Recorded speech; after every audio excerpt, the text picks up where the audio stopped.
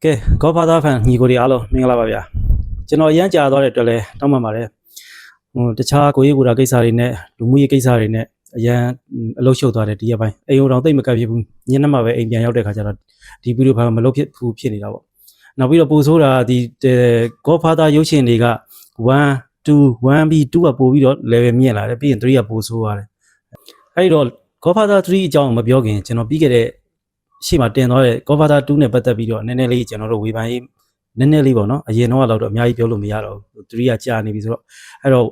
2နဲ့ပတ်သက်ပြီးတော့ဝေဖန်ရေးပြောရမယ်ဆိုလို့ရှိရင်ဗျာကျွန်တော် YouTube မှာကျွန်တော် YouTube channel က comment ထဲမှာညီကိုတယောက်မေးထားတယ်ဘာမေးထားလဲဆိုတော့ဒီတန်လင်းစီကုမ္ပဏီကိုဂျန်ကိုကြီးရဲ့နာမည်နဲ့ပေးထားတာရှေ့ကဒါကတော့ဂျန်ကိုပါဆိုပြီးတော့ပြောတဲ့ချိန်မှာအဲ့ဒီလူငယ်ကောင်လေးတကားဖွင့်ပေးတယ်လေဟိုအိမ်ငှားတဲ့လူကြီးတကားဖွင့်ပေးတဲ့လူအဲ့ဒီလူကလူ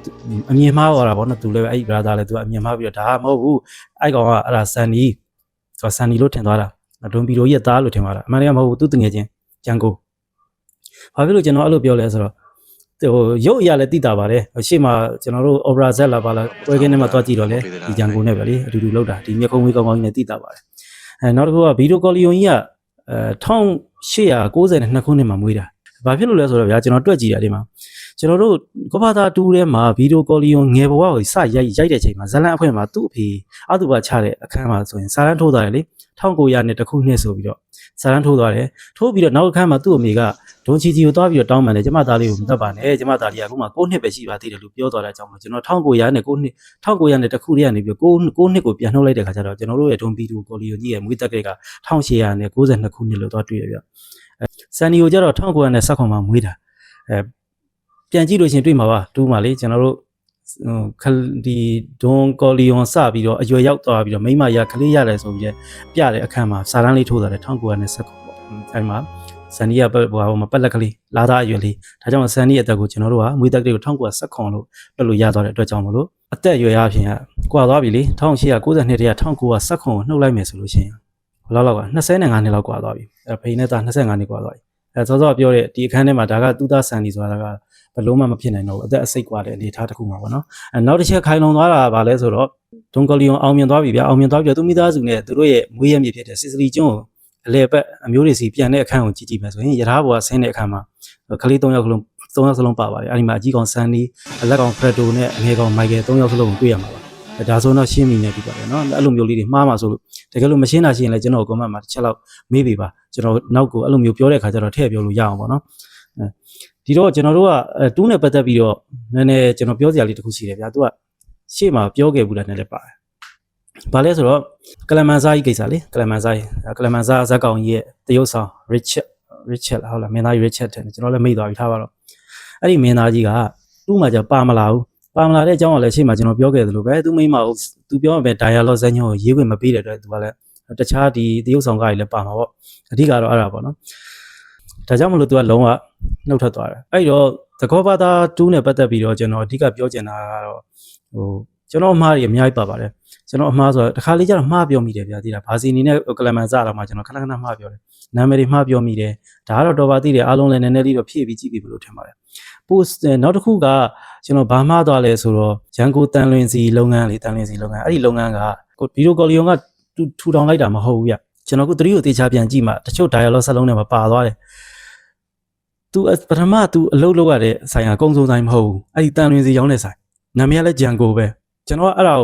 ါမှားသွားတာပေါ့သူတကယ်ကြီးဂျန်ကိုချစ်လုံးလို့သူတကယ်ကြီးဂျန်ကိုယုံကြည်လုံးလို့ရှေ့ကနေပြီးတော့ဟိုပြရုပ်အနေနဲ့သူတကယ်ကြီးရဲ့နာမည်ဂျန်ကိုသုံးပြီးတော့ဂျန်ကိုတန်လွင်စီလုပ်ငန်းဆိုပြီးတော့နာမည်ပေးတယ်လို့ထင်တာအမှန်တကယ်မဟုတ်ငကိုတွေကတည်းကသူကိုပိုင်မလုပ်ခင်တည်းကအဲ့ဒီဂျန်ကိုတန်လွင်စီဆိုင်မှာသူကလုပ်ခဲ့တာနောက်မှကြီးကျယ်သွားတာလေဒီဂျန်ကိုအင်ဖို့ကုမ္ပဏီ limited ဆိုပြီးကြီးကျယ်သွားတာဒါကျွန်တော်အမှားလေးတွေပြန်ပြင်ပေးတာပါနော်ဟိုကလမန်ဇိုင်းနဲ့ပတ်သက်ပြီးတော့နော်စောစောစကားဆက်ကလမန်ဇိုင်းနဲ့ပတ်သက်ပြီးတော့ကလမန်ဇိုင်းကနှုတ်ထွက်သွားတယ်တူးမှာ live ပါမလာဘူးဗျာပါမလာတဲ့အတွက်ကြောင့်မလို့သူကပထမစီစဉ်ထားတဲ့ဇက်ညွန်းကကလမန်ဇာကြီးနဲ့ပြဿနာတက်ရမယ်ဇလန်သူတို့ဖန်တီးပြီးတော့ကျွန်တော်တို့ထည့်ပေးလိုက်တယ်ဒီပန်တန်ဂလီယာဆိုတဲ့စက်ကောင်လေးတစ်ခုအနေနဲ့ဖန်တီးပြီးတော့သူတို့ထည့်လိုက်တာဘာလို့ကလမန်ဇာမပါလာတော့ဘူးဗျာမပါလာတဲ့ခါကျတော့ကလမန်ဇာကြီးတည်သွားတယ်ဆိုတဲ့အနေအထားမျိုးနဲ့သူတို့ကဒီပန်တန်ဂလီယာကြီးကိုဖန်တီးပြီးတော့ထည့်လိုက်တဲ့ခါကျကျွန်တော်တို့ရဲ့စက္ကန့်စားမှုကဒီဘိုးတို့ရဲ့နေရာကိုစဉ်းစားကြည့်ဗျာတနာဘိုးတော်ကောင်းလေးတေချာခန်းစားကြည့်မယ်ဆိုတေချာခန်းစားကြည့်တနာဘိုးကောင်းလေးသူ့မှာဒီလောက်ကြီးပြင်းမရှိဘူးအဲ့ဒီနေရာမှာကလမန်စားကြီးတာဆိုကျွန်တော်တို့ပို့အသေးခွဲမှာဇလန်ပိုကောင်းသွားမှာ ပို့ပြီးတော့ခံစားလို့ကောင်းသားမှာအခုကဒီဘိုးတော်ယူကြတော့နည်းနည်းလေးတော့ဖိငုတ်တာပေါ့ဗျာကိုရီနဲ့နည်းနည်းစိမ့်နေတယ်ဝမ်းမှာတော့သူနဲ့ကျွန်တော်တို့ကဘာမှမသိတာဘူးမသိတဲ့ခါကျတော့တူးကြမှာအရန်ရင်းနှီးပြပြီးတော့ဗျာကျွန်တော်တို့ ਨੇ အတင်းဝင်လုံးလိုက်တယ်လို့ခံစားရတယ်ဒီလားဒါပေမဲ့ကောင်းတော့ကောင်းပါတယ်ဇလန်းကတော့ကောင်းပါတယ်သူ့နေရာမှာပထမမူရင်းအတိုင်းပဲကလမန်စားကြီးဒါဆက်ပါလာပြီးတော့ကလမန်စားကြီးကသူ့နေရာမှာမိုက်ကယ်နဲ့ဒီလိုမျိုးနားလည်မှုတွေလွဲပြီးမိုက်ကယ်ကသူ့ကိုမိုက်ကယ်နဲ့သူနဲ့ပြန်ဖတ်ရတယ်တရားရုံးမှာပြန်ဖတ်ရင်နောက်ဆုံးကျတော့တွန်ရီကန်လာပြောပြီးတော့ကလမန်စားကြီးကသူ့ကိုသူဒီလိုလှုပ်လိုက်ရတယ်ပေါ့နော်ဒါမျိုးလေးတွေပေါ့အဲ့လိုသာဆိုရင်တော်တော်လေးကိုကျွန်တော်တို့အသေးပဲပြီးတော်တော်ခံစားမှာအဲ့ဒါဆိုနေသိကြတယ်သူ့ကိုလည်းကြိုက်ကြမှာပဲတော်တော်များကြိုက်ကြမှာအခုကနည်းနည်းလေးတော့အရသာပေါ့သွားတာပေါ့နော်3ကြတော့3လည်းအဲ့လိုဖြစ်သွားတာဘာလို့လူတွေက1လောက်မကောင်းဘူး2 3ကမကောင်းဘူးလို့ပါဆို3မကောင်းဆိုတဲ့အချက်ကအဓိကကတော့သူများနိုင်ငံသူတို့နိုင်ငံမှာတော့တွန်ဟီကန်ဆက်ပါမလာတဲ့အတွက်မကောင်းဘူးလို့ပြောကြတယ်နည်းနည်းလေးပေါ့သွားတယ်လို့ပြောတော့မကောင်းလို့ပြောတာတော့မဟုတ်ပါဘူးမဟုတ်ရင်သူ့ရဲ့ rating အဲ့လောက်လည်းမြင့်စရာအကြောင်းမရှိဘူးကျွန်တော်တို့တွေမကောင်းဘူးလို့ပြောချင်တာကြတော့ကျွန်တော်တို့ကဘာလို့ဆိုဇလန်အေးလို့မကောင်းဘူးလို့တော်တော်များများပြောကြတယ်အထူးသဖြင့်တော့ရှုပ်ချက်တွေခန့်တယ်လို့မကောင်းတာရှုပ်ချက်တွေခန့်နေတော့အကြမ်းမြင့်လောက်ပဲပြောဗျာကျွန်တော်တို့အကြမ်းမြင့်လောက်ပဲနားလေတဲ့ခါကျတော့မကောင်းဘူးလို့ဖြစ်သွားတတ်တာပေါ့အခုကကျွန်တော်လည်းအဲ့လောက်ပါပဲတကယ်တမ်းကျအဲ့လောက်ကြီးလဲရန်လုံးပြေတော့နားမလဲဘူးဗျာကျွန်တော်နားလေတဲ့လောက်လေးနဲ့တော့ဟိုကလုံးမှာပါတူးလည်းပဲသူ့ဟာသူ့နီးသူ့ဟန်နဲ့သူတော့ဒီကျူဘာဒေါ်လာရင်းနဲ့ချိတ်ဆက်ပြီးတော့ဝမ်းနဲ့မတူတော့ဂေါ်ဖာသာဝမ်းကြတော့တေချာတွေးကြည့်မိုက်ကယ်ဂေါ်ဖာသာဖြစ်တာကိုအစာပြိုးလာတာကိုဒါကျွန်တော်တို့မိတ်ဆက်အနေနဲ့လောက်ပဲဖြစ်တယ်ဇလန်ရိုးရှင်းနေဗျာပြောရရင်တော့ရိုးရှင်းနေနောက်ပြီးတော့အရင်ပညာသားလည်းမပါဘူးဘာလို့မပါလဲဆိုတော့မိုက်ကယ်အတွက်ကတတရာပဲလीဘာစီနီဆိုတဲ့ဘိုးတော်ကြီးဘယ်လောက်ကြီးပဲဘာကောင်းကြီးဖြစ်နေပါစေမိုက်ကယ်ကိုအထင်သေးထားတဲ့အချက်တစ်ချက်ကတည်းကကျွန်တော်တို့မိုက်ကယ်ကသူ့ပေါ်မှာအရန်အားသာပါတယ်အဲ့တော့အားသာချက်နဲ့ရှင်ပြန်ခဲ့ရတာဆိုတော့တတရာပဲတူးကြတော့ဟိုဟိုင်မန်ရော့ကြီးကြတော့မိုက်ကယ်ကိုအထင်မသေးဘူးလေသူ့ရဲ့ pre တွေကလည်းပဲမိုက်ကယ်နဲ့ level သွားတယ်ပြီးတော့မိုက်ကယ်ကကိုလည်းအထင်မသေးတဲ့ခါကျတော့မိုက်ကယ်အဲ့မှာသူ့ရဲ့ရန်သူကသူနဲ့ level တန်းကိုရှင်ဖိုက်နေရတယ်အဲ့ဒီမှာဝမ်းထက်ဆိုင်သူကပို့ပြီးအားဆက်ရတယ်ဇက်ကောင်ကလေပို့ပြီးအားဆက်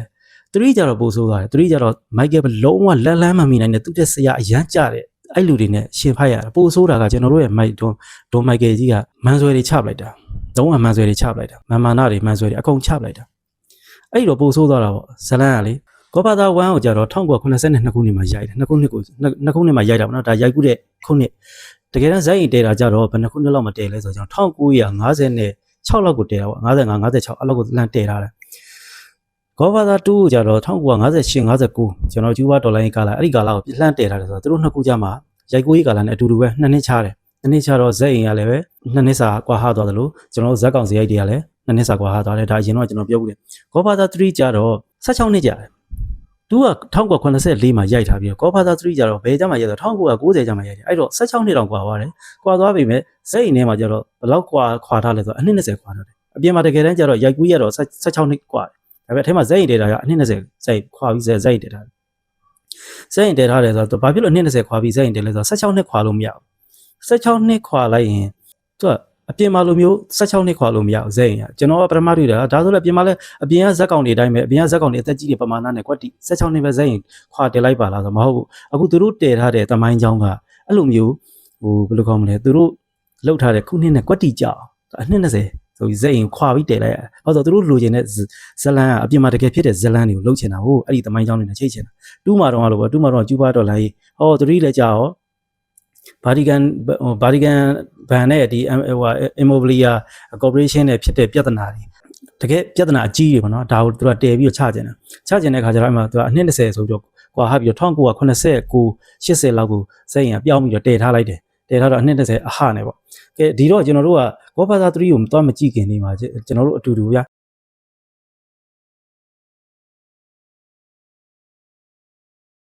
ကျွန်တော်အတူတူကျွန်တော်တို့1 2 3ကိုတောက်လျှောက်ကိုနော်တောက်လျှောက်ပါတဲ့ဇက်ကောင်တွေပြောင်းလဲမှုတွေအတူတူရှင်းကြည့်လိုက်အောင်ပထမဆုံးကျွန်တော်မိုက်ကယ်ကိုအရင်ကြည့်လိုက်အောင်မိုက်ကယ်ကိုဆိုကြည့်လိုက်တကယ်ဒီမိသားစုဒီဂိုင်းကဏ္ဍဂိုင်းစတာကိစ္စတွေလုံးဝစိတ်ဝင်စားတဲ့အဖြူတဲ့ဘဝလေးဖြူစင်စင်လေးနဲ့ဘယ်လောက်ချစ်ဖို့ကောင်းလဲအဲ့ဒီကနေဘာဖြစ်လဲမိသားစုကိစ္စတွေမလွှဲမချောင်သာဝင်ပါရင်းနဲ့ဂိုင်းစတာဖြစ်သွားတယ်ဖြစ်သွားတာနေအဲ့ဒီကနေပြီးတော့အာနာရဲ့ဝါမျိုးမှုခံလိုက်ရပြီးတော့နှလုံးသားနဲ့မဆုံးဖြတ်တော့လုံးဝအုံနှောင်းနဲ့ဆုံးဖြတ်တာဖြစ်တင်ဖြစ်လိုက်တော့ပဲသူဦးစားပြီးတယ်လူကရက်ဆက်တဲ့လူတယောက်ဖြစ်သွားတယ်ပေါ့နော်တဖြည်းဖြည်းပြောင်းလဲလာလိုက်တာနောက်ဆုံးကျတော့ဘာဖြစ်သွားလဲဆိုတော့3လေကြာရောဘိုးတော်ကြီးအဖိုးကြီးဖြစ်သွားတယ်ဖြစ်ုံနဲ့မဟုတ်ဘူးသူကသူ့ရဲ့မူလရည်ရွယ်ချက်ကိုအကောင့်ထဲဖော်နေပြီကေကိုလည်းကင်းနဲ့တော့မပေါင်းတော့ဘူးဒါပေမဲ့ကေကိုကတိပေးခဲ့တဲ့အတိုင်းတကယ်ကိုအကောင့်ထဲဖော်နေပြီလုံးဝဒီကော်လီယွန်မိသားစုကြီးကိုလူယာဝင်တဲ့တ တကယ်တရားဝင်ဂုံတည်ရှိမိသားစုကြီးတစ်ခုအဖြစ်ကိုသူကပြောင်းလဲဖို့စ조사နေပြီနောက်ဆုံးပြောရမယ်ဆိုလို့ရှိရင်သူလည်းနောင်တတွေအများကြီးနဲ့ရင်ဝယ်ပိုက်ထားရတာလေဒါကြောင့်မလို့တူးမာတော့အလုံးမျိုးမာနတွေနော်မန်ဆွဲတွေဘာမှမရှိတော့အကုန်လုံးကိုသူဖြုတ်ချလိုက်တာအားလုံးကိုငိမ့်ချမ်းကြီးနဲ့ပဲသူကသွားကျင်တာတလောကလုံးသူငိမ့်ချမ်းကြီးနဲ့သွားကျင်တာဒါပြီးရင်ဇလန်းမှာကျွန်တော်ဆက်သွားပြီးတွေ့ရမှာပဲကြည့်ရမယ်အဲ့တော့ဒါမိုက်ကယ်ရဲ့ပြောင်းလဲမှုဒါဆို K ရဲ့ပြောင်းလဲမှုသွားကြည့်အောင် K ဆိုလည်းဒီလိုပဲအရင်တော့ဆိုလို့ရှိရင်ပျော်ပျော်ရွှင်ရွှင်လှလှပပလေးဗျာနော်ဒ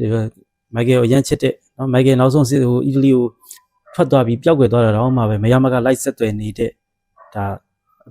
ပျော်နေတဲ့ကောင်မလေးတယောက်အဲ့ဒီကနေမှာပါပြမိုက်ကယ်နဲ့တကယ်တမ်းအိမ်အောင်ကြားလိုက်တဲ့ခါကျတော့မိုက်ကယ်ကိုစိတ်ပြက်လာတယ်စိတ်ကုန်လာတယ်အဲ့ဒီကနေမှတစ်ဖြည်းကြောက်လာတယ်မိုက်ကယ်နားမှာလည်းမိုက်ကယ်နဲ့ကိုလုံးဝရှေ့ဆက်မသွားချင်လောက်အောင်သူဖြစ်သွားတယ်3လည်းကြာရောလုံးဝမိုက်ကယ်ကိုကြောခိုင်းပလိုက်ပြီနောက်အိမ်အောင်တွေပါပြုတ်ပလိုက်တာနောက်အိမ်အောင်တွေအလုံးဝအဲ့လိုမျိုးပြုတ်လိုက်တာဒီခန်းကိုမြင်လိုက်တဲ့အခါမှာတော့အော်စိတ်ထဲတော့ကျွန်တော်ပြည်သက်တွေနေနေတော့မကောင်းဘူးနော်မိုက်ကယ်ကနောက်အိမ်အောင်နဲ့တကယ်ဟောဖြစ်သွားပြီဆိုတော့ကျွန်တော်ရဲ့ဒိုမိုက်ကယ်ကြီးတွေ့တော့စိတ်မကောင်းဖြစ်ရတော့ပေါ့ဒါကေရဲ့ပြောင်းလဲမှုကော်နီရဲ့ပြောင်းလဲမှုကော်နီရဲ့ပြောင်းလဲမှုကပိုဆိုးတယ်ဗျကော်နီကစတော့ဒီအပြိုလေးကာလိုနဲ့စတွေ့ကြတာလေသူ့အကိုကိုယ်တိုင်ခေါ်ပြီးမိတ်ဆက်ပေးတဲ့အခန်းလေးကိုနဲ့ရှင်ပြီးစကြည့်လိုက်မယ်ဆိုရင်တကယ်တော့သူကစေကျော်တက်ကလေးအဲ့ဒီကမှတဆင့်ဒါမင်္ဂလာဆောင်သူတို့သမီးလှလှလေးပေါ်ကပြီးကမှလင်းဒီအချိန်ထိသူ့မှာလင်းကိုလည်းကြောက်ရမောင်တွေကိုလည်းအကိုတွေကိုလည်းကြောက်ရတယ်အားလုံးကိုလည်းလင်းကိုလည်းချစ်အကိုတွေကိုလည်းချစ်ပေါ့နော်ဒီလိုမျိုးလေးပုံစံကနေပြီးတော့တူးလေကြရောလောကကြီးရွတ်တိုက်လေလွင့်နေတဲ့ကြက်မကြီးစိုက်နေပြောင်းလဲသွားပြီနော်တူးမှာတူးအစမှာလည်းမဟုတ်ဘူးတူးအဆုံးမှာကျတော့သူထပ်ပြောင်းလဲသွားသေးတယ်အဲ့ကျတော့လုံးဝတည်ငြိမ်သွားတယ်လုံးဝတည်ငြိမ်သွားတဲ့ကော်နီအဲ့ဒီကနေ3လေကြောင်ပြောင်းလဲတာပိုဆိုးတယ်ဗျာကောဖာသာတစ်ချောင်းမှာအပြောင်းလဲသုံးစုပေးကျွန်တော်သူ့ကိုပေးခြင်းတယ်ဘာလို့3ကျတော့လေသူကလုံးဝမေတော်ကြီးပြတာကောဖာသာမေတော်ကြီးလို့ပြောလို့ရတယ်မိုက်ကယ်ထက်ကိုသူကပိုရက်ဆက်တက်သွားတယ်ပြောရင်နံပါတ်2တော့မိုက်ကယ်ပုံစံမျိုးနံပါတ်2တော့မိုက်ကယ်ပုံစံမျိုးသူကဖြစ်သွားတာဘယ်လောက်ထိလဲဆိုမိုက်ကယ်ကိုယ်တိုင်ကတော့ပြောယူရတယ်ဟိုလူတွေကငါကြောက်အောင်မဟုတ်ဘူးတဲ့နင့်ကြောက်အောင်ပါလေအဲ့လိုတော့ပြောတာမိုက်ကယ်ကိုယ်တိုင်ကနောက်တစ်ယောက်ကြည့်အောင်နောက်တစ်ယောက်ကြတော့ကျွန်တော်အဲလေအဲဆိုတောက်လျှောက်ပါရနော်1 2 3တောက်လျှောက်ပါတယ်1မှာတော့ဆိုလို့ရှိရင်လေလူငယ်တတာလေးပါပဲနည်းနည်းငငယ်ရွယ်ပဲရှိပါသေးတယ်အဲ့တော့သူလောက်ကြရင်ဒီအခန်းလောက်ကြတဲ့အခန်းလေးဆိုကြည့်ပါလားဟော2ကြတော့နည်းနည်းဝသွားပြီကျွန်တော်မှတ်တော့မှဘူး2မှာအဲမှန်းတော့မသိဘူးစကြည့်ကြတော့နည်းနည်းလေးဝခြင်းလေ3ကြတော့လုံးဝဘိုးတော်ကြီး old school ဖြစ်သွားပြီနော်အဲလေတော်တော်လေးပြောင်းလဲသွားတယ်ဒါ1 2 3တောက်လျှောက်ပါနော်အဲ့ဒီဇက်ကောင်ပြောင်းလဲမှုတွေနဲ့သူတို့ရဲ့အရွယ်တွေပိုင်းခြားတွေပြောင်းလဲသွားတာကိုကြည့်ရတာကဒီဇလန်းကိုရှေ့မှာဟိုတစ်ခေါက်ကျွန်တော်ပြောခဲ့တယ်လို့ပဲတကယ်ကြီးအပြင်လောကမှာရှိတယ်လို့ခံစားရလောက်အောင်အဲ့လိုမျိုးခံစားရတယ်ပေါ့အရွယ်ပိုင်းခြားတွေရောဇရိုက်တွေရောတဖြည်းဖြည်းသဘာဝကြကြကြီးပြောင်းလဲသွားတာကိုကြည့်ရတာကအရသာပြတော်တော်လေးကိုအပြစ်မှတကယ်ရှိတယ်လို့ခံစားရတယ်ကောဘာသာ2မှာတုန်းကဒီကလမဇာကြီးမပါလာတာထက်ဆိုးတယ်ကောဘာသာ3မှာကြတော့လေတွန်ဟေကန်ပါမလာတော့တွန်ဟေကန်ဘာလို့မပါအမှန်တကယ်တွန်ဟေကန်ပါမှာဗျရိုက်ကူရေး16နှစ်ကြာတော့တယ်ကျွန်တော်စိတ်ထင်တွန်ဟေကန်အကြောင်းလားတော့မပြောတတ်ဘူးဘာဖြစ်လို့ဆိုတော့ဒီနံပါတ်ကောဘာသာ3မရိုက်ခင်မှာပြဿနာအတက်ဆုံးစုဆိုပေးရမယ်ဆိုရင်အဲ့ဒီတွန်ဟေကန်ဇက်ကောင်ပေါ့နော်မင်းသားဒီရောဘတ်ဂျူဘောလေသူကဘာဖြစ်လို့နှုတ်ထွက်သွားလဲဆိုတော့အဓိကတရုတ်ဆောင်ကြီးတစ်ခုတည်းပါတရုတ်ဆောင်ကြီးအနဲလို့လားဆိုတော့အေးပေါ့နဲတယ်ပဲပြောရမှာပေါ့သူပြောချင်တာကဗျာသူပြောချင်တာဘယ်လိုလဲဆိုတော့ဒီမိုက်ကယ်ဇက်ရုပ်လေမိုက်ကယ်ဇက်ရုပ်မင်းသားအဘချင်းတို့ရတဲ့လောက်မရရင်တော့မှပဲသူကပြောချင်တာကအရင်မဟနဲ့ပေါ့အဲ့ဒီမိုက်ကယ်ကော်လီယွန်ဇက်ကောင်မင်းသားအဘချင်းတို့ရတာကဒေါ်လာ9 သန်းရကျွန်တော်တို့တိုဟေကန်ဇက်ကောင်ကရတာကဒေါ်လာ1 သန်းပဲရတာသူပြောချင်တာ3 4 သန်းဒါမျိုးပေါ့နော်တိတ်အရင်ကွာဟပြီးမပေးပါနဲ့ပေါ့သူတောင်းဆိုတယ်ဒါပေမဲ့ပါရာမောက်ကုမ္ပဏီကလက်မခံမဲနဲ့သူ့ကိုဖြုတ်ထုတ်လိုက်တယ်ဖြုတ်ထုတ်လိုက်တဲ့အကျိုးဆက်ကလည်းပဲကောဘာသာ3ရဲ့ power တွေကိုတော်တော်လေးကျသွားစေတယ်အဲ့ဒါလည်းပါရာမောက်ကုမ္ပဏီကနောက်ပိုင်းကျတော့သူနောင်တရတဲ့အကြောင်းတော့ interview တွေမှာဖြည့်တယ်တကယ်ကိုအတွင်းဟေကန်မပါတဲ့အတွက်ကိုဒီလိုဖြစ်သွားတယ်ဆိုတော့နောက်ဘယ်လိုကောမလဲပြန်ပြီးတော့ရိုက်ခွင့်ရမယ်ဆိုသိကြပါတယ်သူတို့ဒီ Robert Jubal ဒီတွန်းဟေကန်မင်းသားယူသူတောင်းတဲ့အတိုင်းပေးလောက်မယ်ထင်ပါတယ်သူတို့စိတ်ထဲမှာလည်းဒီလောက်ဖြစ်သွားမယ်မထင်ဘူးပေါ့နော်ဘာဖြစ်လို့လဲဆိုတော့ပထမဇက်အိမ်တည်ထားတာဗျာတွန်းဟေကန်နဲ့မိုက်ကယ်နဲ့တည်တော့မယ်ဇလန်သူတို့ဇက်အိမ်တည်ထားတာဘာဖြစ်လို့လဲဆိုတော့ကျွန်တော်2ရဲ့အဆုံးသားလေးကိုပြန်ကြည့်မယ်ဆိုလို့ချင်းတွန်းဟေကန်နဲ့မိုက်ကယ်နဲ့စပြီး crop ဖြစ်နေပြီအဲ့မှာတွန်းဟေကန်တော်တော်လေးကိုအောက်ကျနောက်ကျခံပြီးတော့တော်တော်လေးကိုအောက်ကျနောက်ကျခံပြီးတော့ပေါင်းနေရတာသူတို့နှစ်ယောက်တော်တော် crop ဖြစ်နေပြီပြန်ဒီခန်းလေးကျွန်တော်ပြန်ကြည့်လိုက်အဲ့မှာလေနောက်ဆုံးမိုက်ကယ်ကဆက်ဆံတာကြီးလွန်နေလေဗျာဟုတ်မင်းငါပြောတဲ့အတိုင်းအဆင်ပြေလားငါနဲ့ရောသဘောတူလားဒီငါနဲ့တသဘောတည်းမဖြစ်ဘူးဆိုတော့ရမင်းမိသားစုကအကုန်ခေါ်သွားမင်းကိုကမ်းလှမ်းနေတယ်အဲ့ဒီဒူဥက္ကဋ္ဌတွေယာဒူးတွေပါမင်းသွားလှုပ်လိုက်တော့ဒါမျိုးတွေသူပြောတာလေ တွန်ဟီကန်တော်တော်အောက်ကြပေါင်းထားတာ3ကြတော့သူတို့ပထမတည်ထားတဲ့ဇက်အင်ကတွန်ဟီကန်နဲ့3ဟိုနဲ့ဟိုအဲ့လိုပေါ့နော်လုံးဝအားပြိုင်သွားမယ်အနေထားကိုဒါဆိုတော်တော်ကောင်းသွားမယ်လို့ထင်တယ်ဒါပေမဲ့တွန်ဟီကန်ကလုံးဝနှုတ်ထွက်သွားတဲ့ခါကျဇက်အင်တွေအားလုံးကပြန်ပြောင်းလိုက်ရတယ်ဒါကသူကျွန်တော်လည်းတွေးတာပြောတာနော်ဟုတ်တာမဟုတ်တာတော့ကျွန်တော်မသိဘူးရှောက်ရှူးကြလည်းမဟုတ်ကျွန်တော်လည်းလက်ရည်မလားလို့မပြတာစာမျက်နှာပေါင်းအများကြီးပဲကျွန်တော်ကနှုတ်တွေထုတ်ရတာဒါပါတော့ဒါတွေကအရေးမကြီးပါဘူးအဲ့တော့ကျွန်တော်တို့အတူတူ Godfather 3ရုပ်ရှင်ကိုအတူတူသွားကြည့်လိုက်ကြ